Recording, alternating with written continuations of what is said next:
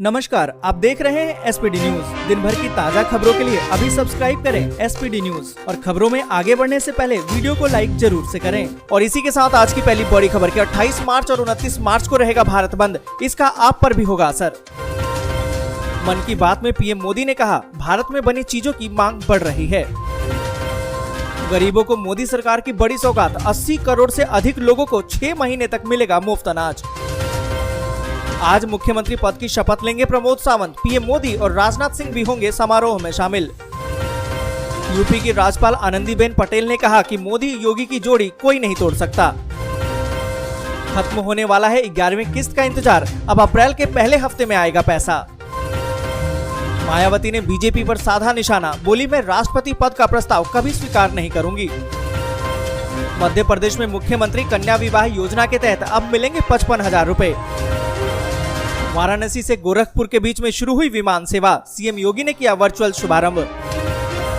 The Kashmir file को लेकर घिरे केजरीवाल, पटना में दायर हुआ मानहानि का मामला। विदेश जाने वालों के लिए अच्छी खबर, इंडिगो ने 150 से अधिक मार्गों पर उड़ानें शुरू करने की घोषणा। 6 दिन में 5वीं बार महंगा हुआ पेट्रोल डीजल, 50 पैसे की आज बढ़ोतरी। कोरोना के हाइब्रिड वेरिएंट चौथी लहर में बढ़ा सकते हैं टेंशन, डब्ल्यूएचओ ने इस बड़े खतरे को लेकर जारी किया अलर्ट। 2 साल बाद बाबा बर्फानी के दर्शन कर सकेंगे श्रद्धालु, इस साल 30 जून से शुरू होगी अमरनाथ यात्रा। शिवपाल यादव का छलका दर्द, कहा कि हनुमान ही थे जिन्होंने लक्ष्मण की बचाई थी जान। श्रीलंका में मचा है कोहराम, 2000 रुपए में मिल रहे 1 किलो दूध, भारत की बढ़ सकती है मुश्किलें। एमसीडी बिल पर सियासत गर्म, केजरीवाल और मोदी सरकार आमने सामने। सीरम इंस्टीट्यूट ने तैयार किया टीबी का आरबीसीजी टीका, डीसीजीआई से मांगी आपात इस्तेमाल की मंजूरी। पश्चिम बंगाल की घटना, सीबीआई ने 21 लोगों को बनाया नामजद आरोपी, धारा 147, 148, 149 के तहत मामला दर्ज।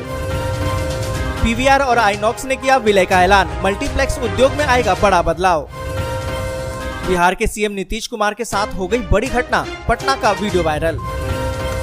आधार पैन लिंक करने के लिए अब 1 हफ्ते से भी कम का समय, नहीं कराने पर लगेगा 10,000 रुपए का जुर्माना। इस्लामाबाद में इमरान खान का शक्ति प्रदर्शन, अब क्या होगा उनका अगला कदम। मुंबई के हाथ में था मैच, अक्षर ललित ने 5 ओवर में ठोके 75 रन और ऐसे जीत गई दिल्ली। सिंधु ने जीता महिला सिंगल्स का खिताब, फाइनल में बुसानन को 21-16, 21-8 से हराया। तालिबान का नया फरमान, पुरुषों के साथ के बिना फ्लाइट में सफर नहीं कर सकती महिलाएं।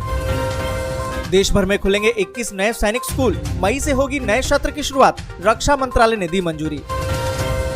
रूस के खिलाफ यूक्रेन में 50 देशों के पूर्व सैनिकों ने संभाला मोर्चा, अमेरिका से आए सबसे ज्यादा सैनिक।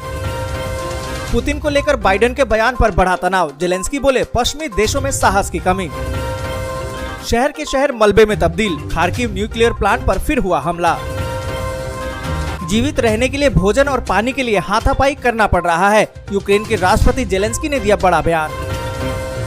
युद्ध के 32 दिन बीत जाने के बाद यूक्रेन का बड़ा दावा, अब तक युद्ध में रूस के 16,600 सैनिक मारे गए। रूस का लवीव में भीषण हमला, जेलेंस्की ने पश्चिम से लगाई गुहार। मारियापोल में घुसी रूसी सेना, सड़कों पर हो रही है भीषण लड़ाई। 9 मई को खत्म हो जाएगी जंग, यूक्रेन ने किया है दावा। हमारे देश को 2 हिस्सों में बांट सकता है रूस, यूक्रेन के मिलिट्री इंटेलिजेंस चीफ का दावा। यूक्रेन के हाथ से निकलता जा रहा है मारियोपोल, जेलेंस्की ने नाटो देशों को ठहराया जिम्मेदार। अमेरिकी राष्ट्रपति बाइडेन ने पुतिन को ललकारा, कहा कि नाटो की सीमा में 1 इंच भी घुसे तो खैर। दोस्तों, खबरों को विस्तार से जानें उससे पहले वीडियो को लाइक और शेयर जरूर करें। और इसी के साथ अगली बड़ी खबर कि सीएम योगी आदित्यनाथ के 100 दिन का सॉलिड एजेंडा, पहली बड़ी प्राथमिकता में ये होंगे शामिल। आपको बता दें कि उत्तर प्रदेश के मुख्यमंत्री योगी आदित्यनाथ की सरकार का 100 दिन का एजेंडा तैयार हो गया है। इस एजेंडे के तहत जिम्मेदारों को ऐसे टास्क दिए गए हैं जिसका न सिर्फ जनता से सीधा वास्ता है, बल्कि नौकरी लेकर सुरक्षा और समाधान से लेकर कानून व्यवस्था तक का पुख्ता इंतजाम करने का पूरा मसौदा तैयार कर लिया गया है। योगी आदित्यनाथ ने अपने मंत्रियों से लेकर अधिकारियों तक को सख्त निर्देश दे दिए हैं कि अगले 100 दिन का एजेंडा तैयार करके उस पर तुरंत से काम करना शुरू कर दो। और आपको बता दें कि पहले चरण में योगी सरकार बेरोजगारों को नौकरी दिलाने के लिए सिलसिलेवार व्यवस्था शुरू करने जा रही है। और इसके अलावा उत्तर प्रदेश को 1 ट्रिलियन इकोनॉमी के लिए तैयार करना सरकार का लक्ष्य है। इन सभी के लिए सरकार ने 30 दिन, 100 दिन और 6 महीने के साथ ही 1 साल का पूरा लक्ष्य बड़ी बड़ी योजनाओं के अनुरूप तैयार करने का निर्देश दिया गया है। और इसी के साथ अगली बड़ी खबर कि गरीबों को मोदी सरकार की बड़ी सौगात, 80 करोड़ से अधिक लोगों को 6 महीने तक मिलेगा मुफ्त अनाज। आपको बता दें कि प्रधानमंत्री गरीब कल्याण अन्न योजना को 6 महीने तक के लिए बढ़ा दिया है। और साथ ही आपको बता दें कि प्रधानमंत्री नरेंद्र मोदी ने कहा है कि भारतवर्ष का सामर्थ्य देश के एक एक नागरिक की शक्ति में समाहित है और इस शक्ति को और मजबूती देने के लिए सरकार ने प्रधानमंत्री गरीब कल्याण अन्न योजना को 6 महीने और बढ़ा दिया है और ये सितंबर 2022 तक जारी रखने का निर्णय लिया गया है। पीएम मोदी ने कहा कि देश के 80 करोड़ से अधिक लोग पहले की तरह ही इसका लाभ उठा सकेंगे। और इसी के साथ अगली बड़ी खबर की 28 यानी कि आज और 29 मार्च को रहेगा भारत बंद। जानिए कि आप पर क्या होगा इसका असर। यहाँ पर आपको बता दें कि केंद्रीय ट्रेड यूनियन के एक फोरम ने 28 मार्च और 29 मार्च को भारत बंद की घोषणा की है।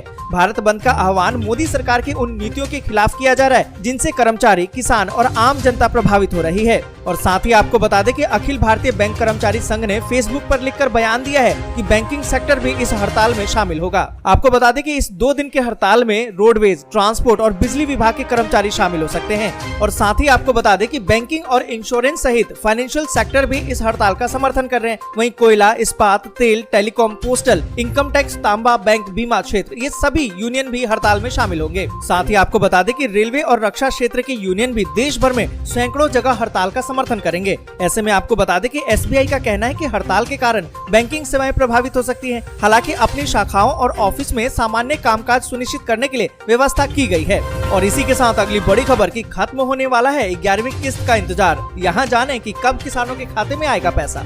आपको बता दें कि छोटे और सीमांत किसानों को लाभ देने के लिए शुरू की गई प्रधानमंत्री किसान सम्मान निधि योजना की 11वीं किस्त आने वाली है। इस योजना के तहत साल में 6,000 रूपए किसानों को सरकार की तरफ से दिए जाते हैं और ये रकम 3 किस्तों में किसानों के खाते में भेजी जाती है और अब तक 10 किस्तें किसानों को दी जा चुकी है। किसानों को 11वीं किस्त का इंतजार है जो अप्रैल के पहले हफ्ते में भेजी जा सकती है। और इसी के साथ अगली बड़ी खबर की कोरोना के हाइब्रिड वेरिएंट चौथी लहर में बढ़ा सकते हैं टेंशन। WHO ने इस बड़े खतरे को लेकर जारी किया अलर्ट। आपको बता दें कि पूरी दुनिया कोरोना वायरस महामारी से करीबन 3 साल से ज्यादा समय से जूझ रही है। भारत समेत कई देश कोरोना पर लगाई गई पाबंदियों में ढील दे रहे हैं। जैसे ही लोगों ने खुलकर सांस लेना शुरू कर दिया कि चौथी लहर की आशंका पैदा हो गई है। कहा तो ये जा रहा है कि चौथी लहर में कोरोना वायरस का एक और वेरिएंट बेहद ही खतरनाक साबित हो सकता है। कोरोना के डेल्टा क्रॉन वेरिएंट का खतरा बढ़ने लगा है। कोरोना का ये नया वेरिएंट हाइब्रिड वेरिएंट माना जा रहा है, यानी इसमें डेल्टा और ओमिक्रॉन दोनों के लक्षण हैं। माना तो ये जा रहा है कि कोरोना का डेल्टा क्रॉन वेरिएंट कोरोना के डेल्टा और ओमिक्रॉन से भी ज्यादा खतरनाक साबित हो सकता है।